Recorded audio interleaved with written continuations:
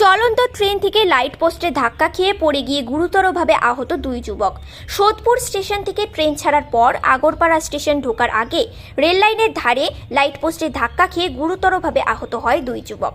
স্থানীয় সূত্রে খবর, টিটাগড় স্টেশন থেকে ট্রেনে চেপে শিয়ালদহ যাচ্ছিল ওই দুই যুবক, কিন্তু শিয়ালদহগামী ডাউন ট্রেনে দরজার ধারে দাঁড়িয়ে থাকাকালীন রেল লাইন লাগোয়া এক পোস্টে সজোরে ধাক্কা খেয়ে ট্রেন থেকে ছিটকে পড়ে ওই যুবকরা।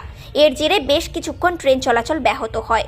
তবে রেলের আধিকারিকদের দ্রুত তৎপরতায় আহত অবস্থায় ওই দুই যুবককে উদ্ধার করে পানিহাটি স্টেট জেনারেল হাসপাতালে নিয়ে যাওয়া হয়। এই তো ওই পোস্টারের সামনে সবসময় একটা লোহা টাইপের থাকে লাগানো, ওই মাঝে মাঝে খুলেই ট্রেনের সামনে চলে যায়। কেউ ধাক্কা খায়, কেউ পড়ে যায়। আজকে তো পরপর 3 জন পড়ে গেল।